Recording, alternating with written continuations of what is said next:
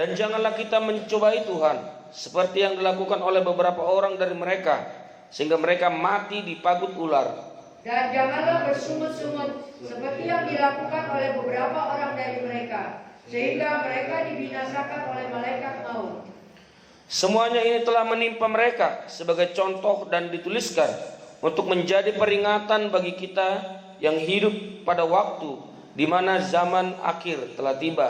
Sebab itu siapa yang menyangka bahwa ia teguh berdiri, hati-hatilah supaya ia jangan jatuh. Ayat 13 sama-sama 1, 2 ya. Pencobaan-pencobaan yang kamu alami ialah pencobaan-pencobaan biasa yang tidak melebihi kekuatan manusia. Sebab Allah setia, dan karena itu Ia tidak akan membiarkan dirimu baik melampaui kekuatanmu. Pada waktu kamu dicobai, Ia akan memberikan kepadamu jalan keluar sehingga kamu dapat menanggungnya. Amin. Ya, hari ini kita mau belajar tentang 1 Korintus 10 ini. Ini ditulis oleh Rasul Paulus kepada jemaat di Korintus. Hebat Rasul Paulus ini ya. Cerita tentang perjanjian lama juga dia banyak tahu, karena dia memang ahli Taurat dia. Tetapi ahli Taurat yang takut akan Tuhan, sehingga dia bisa menulis banyak surat di Alkitab ini. Perjanjian baru ini hampir semua 3/4 dia yang tulis. Murid-murid Yesus hanya beberapa, ya. Matius, Markus, Lukas itu bukan murid Tuhan Yesus yang menulis di Alkitab ini, tapi itu seorang dokter, ya. Kemudian ada Petrus, kemudian Yohanes, hanya itu doang yang menulis tentang Yesus. Tetapi Paulus ini dipanggil Tuhan dan dia bisa menuliskan banyak tentang Tuhan Yesus, ya.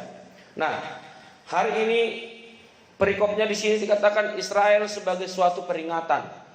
Tadi kita sudah baca bahwa perjalanan bangsa Israel itu sampai sekarang juga akan tetap, dan itu jadi contoh, jadi satu pola hidup ya, bahwa perjalanan iman Kristen juga persis seperti perjalanan bangsa Israel. Ketika mereka dibawa oleh yang Tuhan mengutus Musa dan Harun yang mendampingi Musa, itu untuk keluar dari tanah Mesir. Tanah Mesir bicara tentang kehidupan dunia. Di Mesir itu mereka diperbudak, ya, perbudak oleh dosa, diperbudak oleh bangsa Mesir, dan mereka tidak bisa beribadah kepada Tuhan. Dan Tuhan punya misi melalui Musa supaya bangsa Israel ini keluar dari tanah Mesir, keluar dari perbudakan, keluar dari kegelapan, supaya boleh datang beribadah kepada Tuhan. Nah, tetapi perjalanan bangsa Israel tidak mulus begitu saja ya. Meskipun tadi kita sudah baca, makan minum mereka semua dijamin oleh Tuhan. Tetapi sebagai manusia sering sekali tidak sepenuhnya percaya kepada Tuhan, tidak sepenuhnya berharap kepada Tuhan. Kalau kita baca di sini, dosa-dosa bangsa Israel adalah dalam perjalanannya ke tanah perjanjian, tanah Kanaan, adalah dosa-dosa yang pertama itu dosa bersungut-sungut. Di dalam perjalanan mereka bersungut-sungut kepada Musa. Makanya kemarin waktu saya bersama guru-guru ada acara camping ya, acara camping ke Cibodas, kita ke hutan-hutan, sungai-sungai kita jalani. Kita juga naik ke ini, Pak Ishak, ke Curug. Sama kayak kau izin mendaki juga ya, batu-batu, jadi capek banget saya. Nah, kemudian waktu di sana kita kan berkemah kan, kemah tenda-tenda seperti itu. Saya teringat kepada Musa. Kami setiap guru memimpin 9 murid. Kami ada 16 guru. Satu guru memimpin 9 murid. Memimpin 9 orang aja susah sekali. Ya, ada yang ke kamar mandi lah, ada yang beginilah, ada yang begitulah. Dan kemudian saya juga dipercayakan di sana memimpin mereka untuk pujian penyembahan ya. Susah sekali memimpin orang-orang seperti itu, karena hidupnya sudah bebas, enggak di sekolah lagi, ya. Kemudian ada juga beberapa murid yang mulai berpacaran, berdua-berduaan. Jadi susah ngaturnya. Ketika saya melihat itu, saya teringat kepada Musa. Musa itu sangat, makanya Alkitab berkata, hatinya sangat lemah lembut. Bayangin dia memimpin bangsa Israel jutaan orang loh. Perjalanan bangsa Israel persis seperti yang kami kemarin. Berkemah ya, buat tenda. Dan setelah itu jalan lagi ke suatu tempat, bikin kemah lagi, tenda lagi, jalan lagi. Jutaan orang yang dia pimpin. Dan yang dia pimpin ini bangsa Israel terkenal, Alkitab mencatat tegar tengkuk, jugul, ya, suka bersungut-sungut, suka memberontak. Nah, dan akibatnya ketika bersungut-sungut, sungut-sungut adalah dosa. Itu sebabnya sebagai orang percaya, sudah jadi orang Kristen, percaya sama Tuhan, jangan biasakan bersungut-sungut. Bersungut-sungut adalah dosa. Ketika kita bersungut-sungut kepada Tuhan, kok begini hidupku Tuhan, kok begini, itu adalah dosa. Bersungut-sungut artinya kita tidak mempercayai Tuhan lagi. Bangsa Israel bersungut-sungut dan akibatnya ada. Nanti di ending ceritanya, bangsa Israel ini akhirnya hanya 2 orang yang selamat, yang bisa masuk ke tanah perjanjian. Dan 2 orang ini yaitu Yosua dan Kaleb. Bayangin dari jutaan orang loh. Jadi Tuhan itu serius. Tuhan tidak main-main. Kalau kita tidak mau berubah sungguh-sungguh, kalau kita tidak mau jadi orang Kristen yang taat kepada Tuhan, Tuhan akan biarkan kita. Kalau kita tidak mau dekat dengan Tuhan, kalau kita tidak mau diselamatkan, Tuhan juga akan biarkan kita. Sekalipun seorang pelayan Tuhan, sekalipun seorang pendeta, sekalipun sudah lama jadi orang Kristen, kalau tidak sungguh-sungguh, masih bersungut-sungut, masih memberontak, Tuhan tinggalkan. Tuhan itu sangat serius. Dia kasih dan adil. Ya. Itu sebabnya dari sekarang belajar jadi jemaat yang setia. Amin. Belajar jadi hamba Tuhan yang setia. Jangan main-main sama Tuhan. Tanpa kita, rencana Tuhan untuk menyelamatkan manusia tetap jalan. Tanpa saya, rencana penyelamatan Tuhan tetap jalan di dunia ini. Tanpa kita semuanya di sini. Hidup ini pilihan. Ya. Bayangin bangsa Israel, bangsa yang dipilih Tuhan loh. Mati semua. Hanya 2 orang yang masuk ke tanah perjanjian. Ngeri kan? Jadi kalau orang Kristen masih nggak serius sama Tuhan, bahaya loh. Karena Tuhan menciptakan kita ini bukan seperti robot. Kita mempunyai pilihan, bebas. Saya sebagai pendeta di sini, seorang hamba Tuhan, saya bisa memilih untuk tinggalkan pelayanan ini. Pak Ishak juga, Ibu Aping juga ya, bisa juga memilih untuk tidak membiarkan kita lagi ibadah di sini.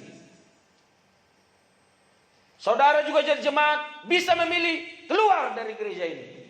Gak usah jadi jemaat.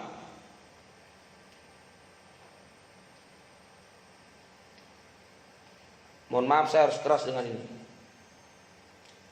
Kadang-kadang suka-suka hati, mau ibadah, mau datang gak punya alasan. Sama Tuhan aja gak takut, apalagi sama hamba Tuhan. Orang Israel yang dipilih Tuhan aja mati loh, gak masuk loh tanah perjanjian. Ya, ngeri. Jadi bagi Tuhan itu memang kasih, tapi Dia adil. Kalau kita masih tegar tengkuk, susah diatur, ya, jangan salahkan Tuhan. Kalau hidup kita masih susah, akibat apa? Mungkin ada dosa-dosa kita, ada kecurangan yang kita lakukan. Kalau kita masih hidup kita masih dalam keadaan bermasalah, jangan salahkan Tuhan. Bersungut-sungut saja sudah dosa, apalagi melawan Tuhan, apalagi tidak beribadah, apalagi banyaklah. Jadi tujuan Tuhan membawa orang Israel dari tanah Mesir hanya satu tujuannya, yaitu untuk beribadah kepada Tuhan. Ya, saya bersyukur jika di antara kita masih setia untuk datang beribadah kepada Tuhan. Mereka bersungut-sungut dalam perjalanan. Begitu hebatnya Tuhan. Mereka bersyukur sekali ya, tidak seperti zaman kita yang sekarang. Bangsa Israel waktu itu, mereka dengan jelas melihat Tuhan menyatakan kuasanya. Pada malam hari ada tiang api katanya. Pada siang hari ada tiang awan. Ketika mereka lapar, burung pun datang jadi daging. Mana juga ada disediakan Tuhan. Ketika mereka haus, dengan di depan mata mereka sendiri loh, Musa memukulkan tongkatnya, keluar air. Laut terbelah menjadi dua. Ada 10 tulah juga yang pernah terjadi dilakukan Musa. Jelas-jelas mereka melihat Tuhan hadir, Tuhan menyatakan kuasanya dalam hidup mereka. Tetapi di perjalanan mereka masih bersungut-sungut. Ya. Ketika mulai lapar, mereka ngomong sama Musa. Musa, apakah kamu akan membiarkan kami mati? Lebih baik kami tinggal di Mesir. Di sana kami bisa makan bawang merah, bisa makan bawang putih. Ada di Alkitab diceritakan di situ. Ya. Kami bisa begini, kami bisa begitu. Padahal di Mesir mereka diperbudak. Mereka jadi bukan bangsa Israel waktu itu. Dan di perjalanan mereka mulai bersungut-sungut sama Tuhan. Mari kita dari sekarang belajar jangan bersungut-sungut ya. Saya juga lagi berjuang. Firman Tuhan itu pedang bermata dua, amin. Saya sekarang ini juga sedang belajar untuk tidak bersungut-sungut. Saya punya kerinduan sudah lama ingin menikah. Ya. Jadi setiap kita ini punya masalah masing-masing. Tapi saya sebagai hamba Tuhan gak mau cerita ya. Lebih baik karena dalam hidup ini gak boleh mengandalkan manusia.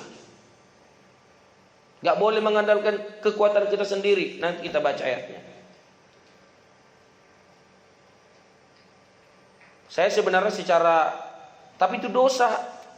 Kalau secara daging, bisa saya bersungut-sungut sama Tuhan. Kok begini-begini aja? Kok begini-begini aja?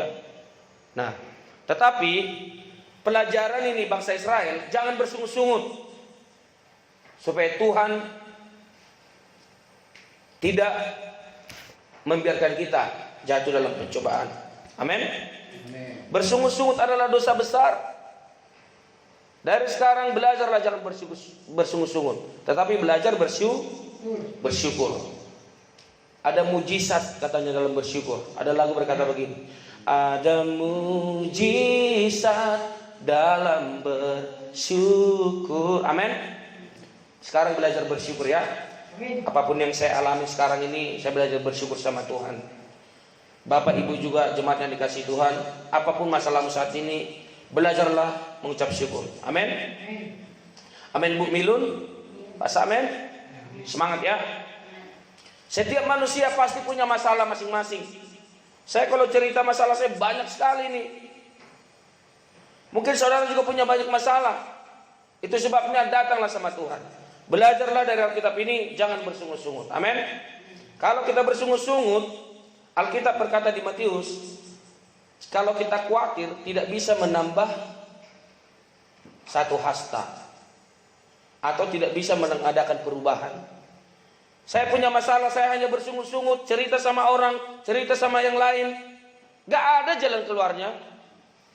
Itu sebabnya kalau punya masalah jangan mengeluh, jangan hanya curhat sama orang. Belajarlah mengandalkan Tuhan. Amin. Jangan terlalu suka ngandalin orang. Nanti kita baca itu. Ya. Dosa yang pertama itu adalah bersungut-sungut. Bangsa Israel yang dikasihi Tuhan aja pun kalau bersungut-sungut mati semua, gak ada masuk tanah perjanjian. Hanya Yosua dan Kaleb. Dan itu pun karena mereka juga diuji. Ketika mereka diutus 12 pengintai, hanya 2 orang ini yang berkata-kata positif. Ya, ketika 12 pengintai ini melihat tanah Kanaan itu luar biasa, memang akan ada masalah. Masalahnya apa? Mereka akan berhadapan dengan orang-orang raksasa di sana. Secara manusia nggak akan mungkin bisa ngelawan mereka. Tetapi iman bisa mengalahkan dunia. Amin. Iman mengalahkan kekhawatiran. Iman mengalahkan kemustahilan yang ada dalam hidup kita ini. Yosua dan Kaleb beriman. Memang betul, semuanya itu betul. Tetapi bukankah Tuhan yang menyertai kita? Kata-kata inilah sampai Tuhan Alkitab menuliskan Tuhan melihat, ada ayatnya, Tuhan melihat lain hati yang 2 orang ini. Ditulis di situ. Nah, Yosua dan Kaleb dan orang yang berumur 2 tahun ke bawah. Ya. Jadi yang masuk ke tanah perjanjian ini bukan hanya 2 orang ini, tetapi bersama-sama dengan bangsa Israel yang baru lahir. Yaitu orang-orang yang belum sempat dia bersungut-sungut kepada Tuhan. Dan inilah orang yang masih hidup yang masuk tanah perjanjian. Yang lebih parahnya tahu nggak? Musa saja yang sudah nabi Tuhan, dia tidak masuk. Bayangkan itu. Musa adalah seorang nabi Tuhan, hamba Tuhan yang luar biasa, yang sudah melakukan banyak mujizat melalui tangannya. Hatinya juga sangat lemah lembut. Dia memimpin jutaan orang.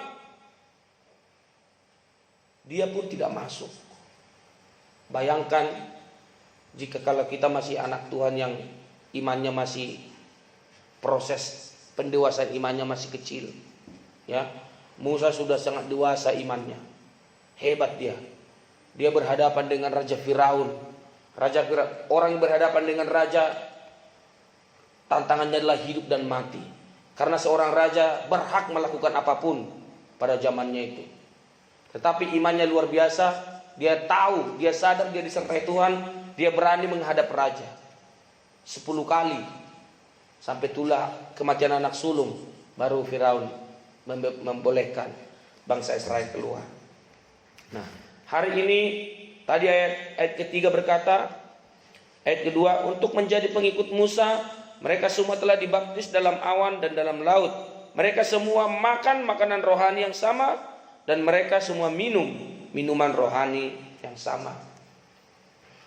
Nah, proses pendewasaan rohani kita sama seperti perjalanan bangsa Israel. Hidup ini adalah perjalanan. Amin. Hidup ini adalah perjuangan. Itu sebabnya janganlah bersungut-sungut sama Tuhan apapun keadaan kita. Amin. Baik, yang kedua, dosa yang dilakukan bangsa Israel adalah, di sini kita baca tadi, penyembahan berhala. Ayat yang ketujuh, dan supaya jangan kita menjadi penyembah-penyembah berhala, sama seperti beberapa orang dari mereka, seperti ada tertulis, maka duduklah bangsa itu untuk makan dan minum, kemudian bangunlah mereka dan bersukaria. Bangsa Israel waktu itu melakukan penyembahan berhala. Itulah manusia. Kita tahu cerita di Alkitab, ketika Tuhan mengutus Musa untuk membuat hukum Taurat.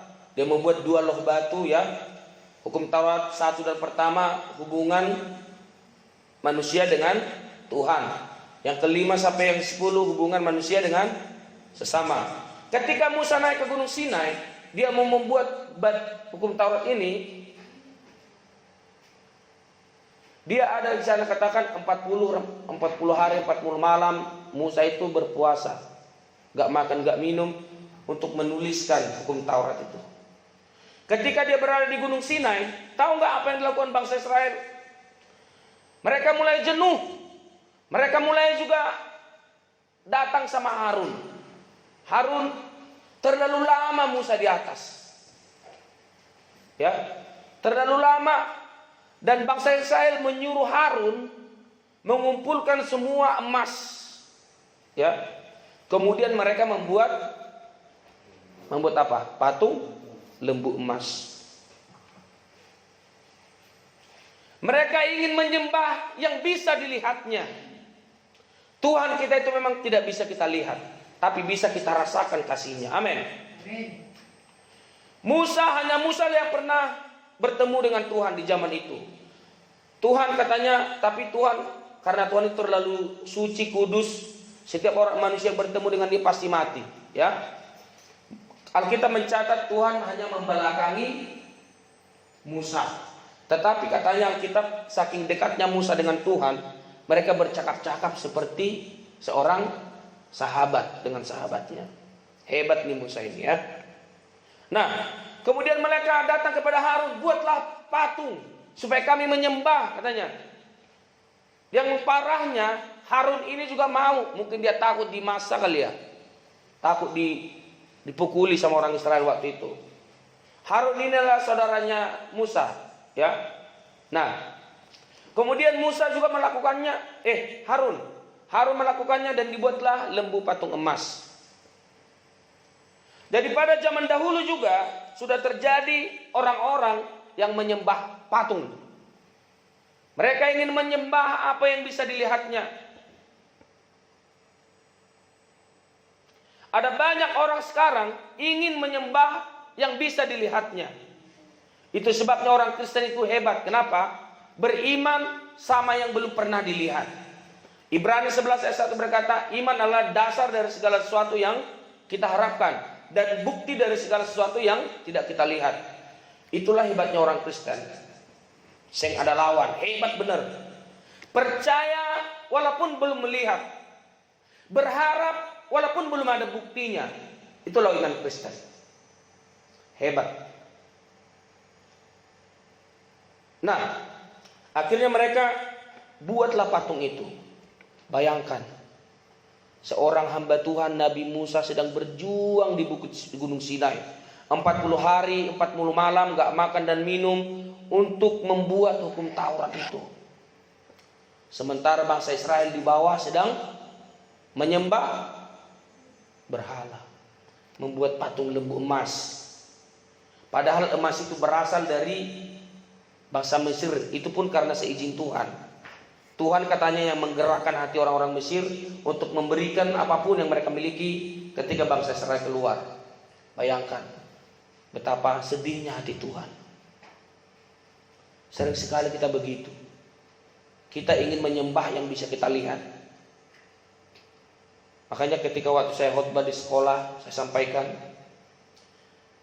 banyak orang jadi percaya ke gunung-gunung, ke pohon-pohon besar, ke batu-batu. Bahkan yang lebih parah, percaya kepada patung. Padahal mana ada patung yang bisa bicara. Gak ada patung yang bisa ngomong. Gak ada patung yang bisa bergerak. Gak ada patung yang bisa mendengar. Apalagi bisa menjawab doa. Tapi manusia percaya sama yang begituan. Dan inilah yang membuat hati Tuhan sedih. Sudah jelas-jelas melihat kuasa Tuhan dinyatakan. Masih saja karena bosan menunggu Musa turun dari gunung. Ya. Alkitab mengajar kita saat ini jangan melakukan penyembahan berhala. Penyembahan berhala ini bukan saja kita masih membuat patung di rumah kita, masih percaya kepada patung-patung, bukan itu lagi. Penyembahan berhala artinya itu kita menduakan Tuhan. Ada yang kita berhalakan dalam diri kita. Apa yang kau berhalakan? Seperti ini. Suatu saat juga saya akan keras berkhotbahkan ini ya. Jangan gara-gara acara-acara yang lain kita sampai tinggalkan ibadah kepada Tuhan. Ya. Berhala-berhala apa itu? Pekerjaanmu kah? Orang yang kamu idolakan kah? Atau kalau kita mengandalkan kekuatan kita sendiri, saya bisa, tanpa Tuhan juga saya bisa kok, tanpa ibadah pun saya bisa kok. Ini penyembahan berhala yang tidak mengandalkan Tuhan. Dan akibatnya ketika Musa turun, ada cerita di Alkitab ya. Ketika Musa turun, dia melihat patung lembu emas itu, Musa marah sekali. Alkitab mencatat 2 batu yang sudah dia capek-capek nulisnya itu, dia lempar ke apa itu, digiling habis itu lembu patung emas. Dia marah waktu itu. Bayangkanlah seorang hamba Tuhan yang sudah berjuang untuk melakukan visi misi dari Tuhan, perintah Tuhan, tetapi umat yang mau dilayani, yang mau dibawa ke tanah perjanjian, melakukan penyembahan berhala. Ya, jadi hari ini jangan sampai kita percaya lagi penyembahan berhala. Amin. Ya, bersyukur kalau kita sudah menjadi orang Kristen, kita nggak percaya lagi kepada patung. Ya, Tuhan itu sekali lagi saya katakan, Tuhan kita itu memang roh. Ya. Dan kenapa kita bisa mengenal Tuhan? Kenapa kita bisa percaya sama Tuhan? Kenapa kita bisa merasakan Tuhan? Karena di dalam diri kita ini juga ada roh Tuhan. Jadi manusia punya roh, jiwa, dan tubuh. Itu sebabnya manusia roh kita harus lebih kuat dari manusia tubuh kita. Manusia tubuh akan cenderung membuat kita berdosa. Dan dosa tidak akan bisa berhubungan dengan Tuhan. Karena Tuhan itu suci, kudus. Gelap dan terang tidak bisa bersatu. Dosa dan kesucian Tuhan gak bisa bersatu. Manusia tubuh kita ini akan membuat kita kecewa, marah, benci, iri hati. Dan inilah jenis-jenis dosa. Nah, manusia roh kita harus lebih kuat dari manusia tubuh kita, supaya kita tidak melakukan penyembahan berhala. Ya, jangan sampai ada lagi berhala dalam hati kita. Gara-gara pekerjaan, gara-gara yang kita senangi, gara-gara ini, gara-gara itu, kita lupa beribadah kepada Tuhan. Padahal tujuan Tuhan dalam hidup kita ini adalah untuk beribadah, ya. Baik. Dan akibatnya itu bangsa Israel tidak sampai ke tanah perjanjian. Nah, saya mau kasih contoh. Saya minta hambanya Christopher boleh maju ke depan.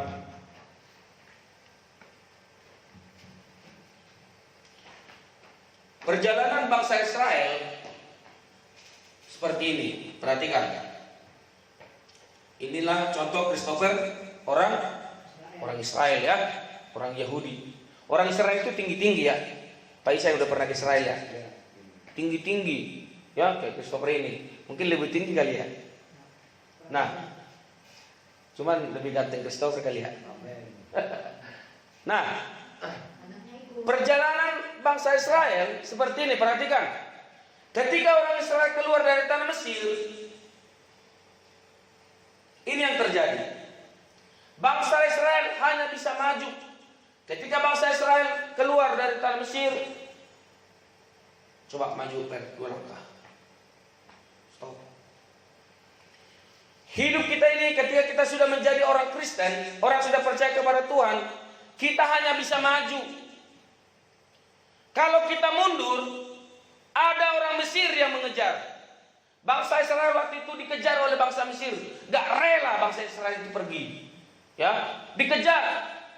Orang Mesir bicara tentang masa lalu. Ketika kita mau mengenal Tuhan, hidup menjadi orang Kristen yang benar, masa lalu kita akan mengejar kita. Lebih enak masa lalu loh. Ngapain sih kamu melayani Tuhan? Ngapain sih kamu begini-begini? Lebih enak masa lalu. Bisa bebas, bisa berdosa. Orang Mesir akan selalu mengejar.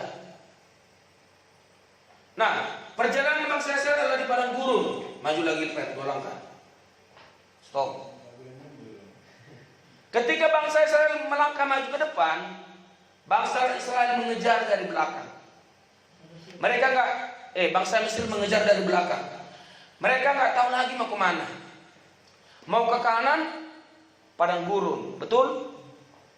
Mau ke kiri, apa? Padang gurun juga. Di depan apa? Laut Teberau. Coba ke kanan. Ya, ini cukup lah ya. Terima kasih buat Christopher. Tepuk tangan buat Christopher.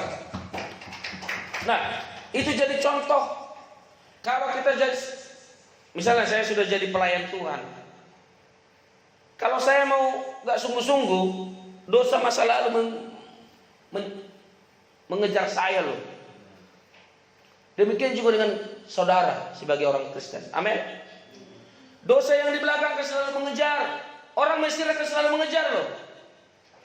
Kita mau ke kanan, padang gurun. Padang gurun berbicara tentang masalah. Ke kanan, masalah. Ke kiri, masalah. Di depan, lebih masalah lagi. Karena laut. Tetapi, kalau kita tetap maju, Tuhan menyatakan kuasanya. Amin. Tepuk tangan bagi Tuhan Yesus. Akhirnya Tuhan berkata kepada Musa, apa yang ada di tanganmu? Tongkat. Ulurkan tongkatmu. Laut itu terbelah menjadi dua. Hebat loh. Luar biasa. Bangsa Israel, bayangkanlah posisi kita waktu itu ya. Kita melihat dengan mata kepala kita sendiri. laut terbelah menjadi dua. Jadi darat itu di bawahnya, jalanlah bangsa Israel.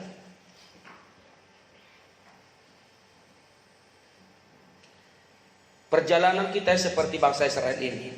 Kita bisa mundur, kita bisa loh, bisa memilih mundur. Saya bisa pilih mundur jadi hamba Tuhan, bisa. Tapi akibatnya apa? Ada masa lalu, ada dosa-dosa. Bisa lebih jahat lagi saya dari masa lalu saya.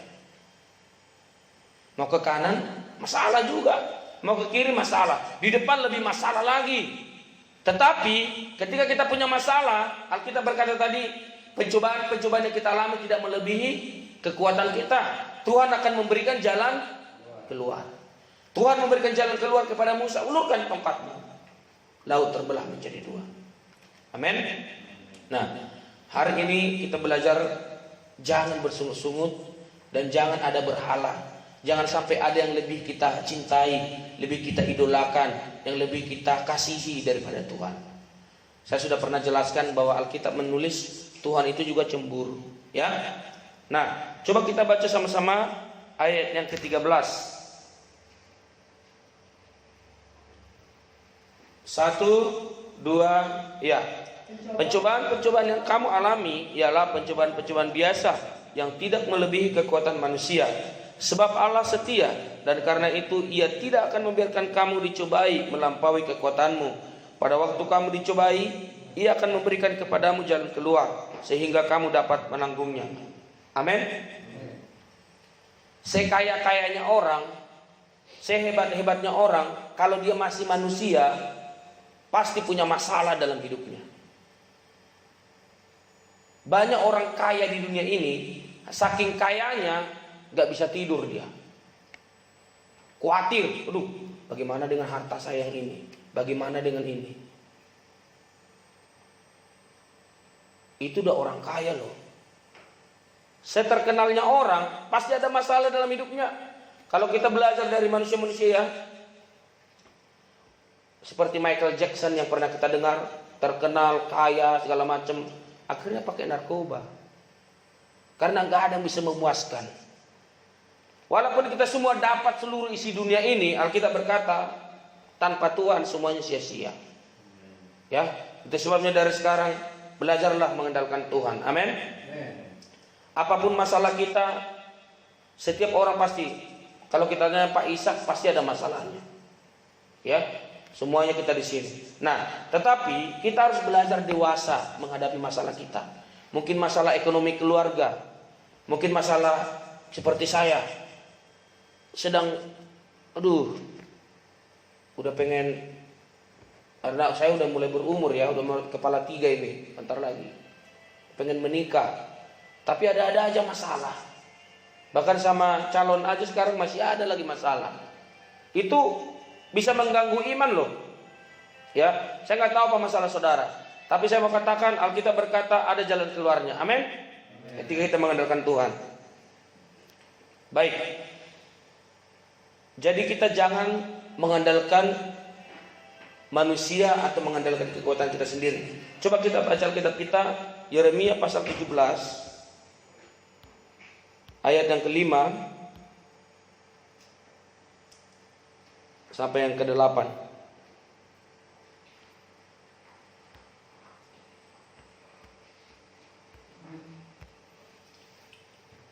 Yeremia pasal 17 ayat ke-5 sampai yang ke-8. Kita baca sama-sama. 1, 2, ya. Beginilah firman Tuhan. Terkutuklah orang yang mengandalkan manusia, yang mengandalkan kekuatannya sendiri, dan yang hatinya menjauh daripada Tuhan. Ia akan seperti semak bulus di padang belantara. Ia tidak akan mengalami datangnya keadaan baik. Ia akan tinggal di tanah angus, di padang gurun, di negeri padang asin yang tidak berpenduduk. Ayat 7. Diberkatilah orang yang mengandalkan Tuhan, yang menaruh harapannya pada Tuhan. Ia akan seperti pohon yang ditanam di tepi air, yang merambatkan akar-akarnya ke tepi batang air, dan yang tidak mengalami datangnya panas terik, yang daunnya tetap hijau, yang tidak khawatir dalam tahun kering, dan yang tidak berhenti menghasilkan buah. Amin. Nah, Yeremia ini juga seorang nabi besar, seorang hamba Tuhan. Nabi ini adalah pada zaman itu nabi yang dipakai Tuhan untuk menyampaikan firman Tuhan kepada bangsa Israel, ya. Dikatakan ini firman Tuhan. Kalau kita mengandalkan manusia, di sini katanya terkutuk. Kalau kita mengandalkan kekuatan kita sendiri, kita terkutuk. Kalau hati kita menjauh dari Tuhan, kita terkutuk.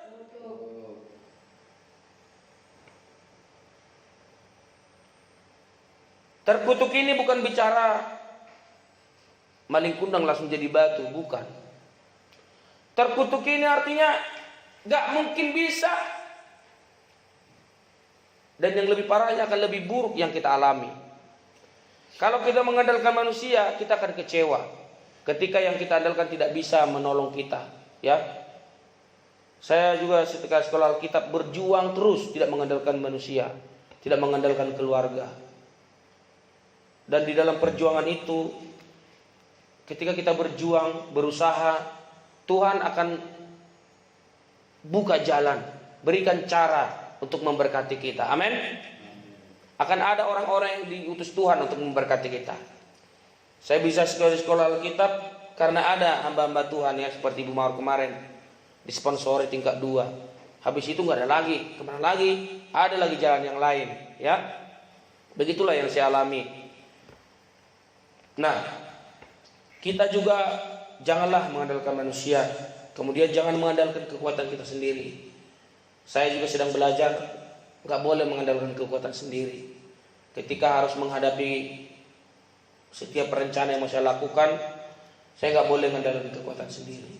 Demikian juga ada jemaat yang dikasih Tuhan. Amin. Jangan andalkan kekuatan, jangan merasa bisa. Alkitab berkata, jangan menganggap dirimu pandai. Kalau kita seperti itu akan ada kesombongan. Saya bisa kok begini, saya bisa kok, itu nggak boleh. Karena akan terkutuk. Kemudian hatinya menjauh daripada Tuhan. Sudah mulai tidak butuh Tuhan, ya. Mulai malas berdoa, mulai malas baca Alkitab, mulai tidak semangat melayani Tuhan, mulai begini, mulai begitu. Hal-hal seperti ini, ketika hati kita menjauh dari Tuhan, sementara kita sudah percaya kepada Tuhan sebelumnya, kita akan terkutuk. Kutukannya adalah ia akan seperti semak bulus di padang belantara. Ia tidak akan mengalami datangnya keadaan baik. Ia akan tinggal di tanah angus, di padang gurun, di negeri padang asin yang tidak berpenduduk. Ini berbicara tentang kalau hati kita menjauh daripada Tuhan, kita akan merasa hidup kita seperti di padang gurun yang tidak berpenduduk. Kita akan merasa kesepian. Kita akan merasa tidak ada lagi yang peduli dengan kita. Kita akan merasa, kita akan mulai melamun, menghayal, menyendiri. Kita akan mulai berpikir negatif. Padahal dia keluarga saya, padahal dia hamba Tuhan, padahal dia ini, padahal dia bisa nolong saya. Akan banyak pikiran-pikiran seperti ini. Akhirnya merasa kecewa, sakit hati, dan merasa kesepian. Itulah akibat bagi orang yang mengandalkan manusia, yang mengandalkan kekuatannya, dan yang hatinya menjauh dari Tuhan. Akan ada kutukannya. Semak bulus, ya. Mana ada orang yang suka sama semak bulus? Gak ada artinya, ya. Mau dijadiin apa itu? Hanya bisa dibakar. Semak bulus gak ada artinya, gak bisa dijual, ya. Nah, tetapi sebaliknya, itulah hebatnya Tuhan. Inilah yang tadi dibilang itu jalan keluarnya. Ketika Tuhan menyatakan firman-Nya begini, yang tidak baik tadi itu, ya. Orang yang begini terkutuk, tetapi dahsyat ayat yang ke-7. Diberkatilah orang yang mengandalkan Tuhan, yang menaruh harapannya pada Tuhan. Ia akan seperti pohon yang ditanam di tepi air, yang merambatkan akar-akarnya ke tepi batang air, dan yang tidak mengalami datangnya panas terik, yang daunnya tetap hijau, yang tidak khawatir dalam tahun kering, dan yang tidak berhenti menghasilkan buah. Jadi ini akan kita alami ketika kita mengandalkan Tuhan. Amin. Kita mengandalkan Tuhan, kita berharap kepada Tuhan, kita akan seperti pohon. Pohon ini juga ada prosesnya. Kalau kita lihat pohon-pohon di tepi pantai, ya, kita melihat contohnya kelapa.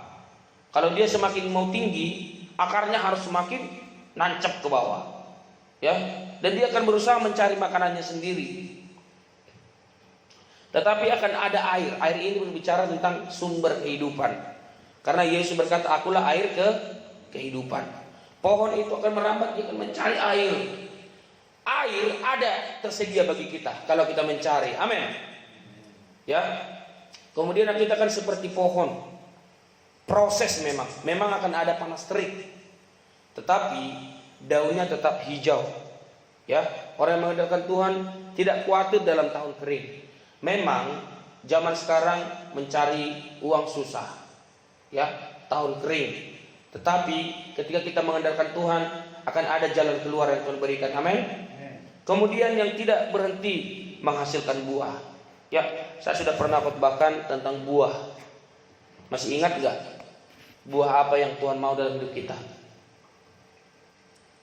Ada 2. Ya, buah roh. Yang pertama, itu yang kedua. Buah yang pertama apa? Buah pertobatan. Hasilkanlah buah yang sesuai dengan buah pertobatan. Pertobatan itu setiap hari. Amin. Dan buah pertobatan itulah tadi yang menghasilkan buah roh, ya. Kemudian buah yang kedua adalah buah jiwa. Makanya Alkitab berkata, karena itu pergilah, beritakanlah Injil, jadikanlah semua bangsa muridku. Begini-begini banyak itu di Alkitab. Jadi kita ini harus ada buahnya, ya. Domba melahirkan domba, gembala melahirkan gembala, ya. Jadi kita ini sebagai anak Tuhan, biarlah kita tetap semangat. Kiranya kita dapat berbuah dalam Tuhan. Amin. Kita berbuah melalui buah yang ada dalam diri kita, orang bisa menikmati, yaitu ada kasih. Orang senang melihat kita karena hidup kita penuh dengan kasih. Orang senang melihat kita karena kita sabar. Orang senang melihat kita karena hidup kita ada damai sejahtera. Orang akan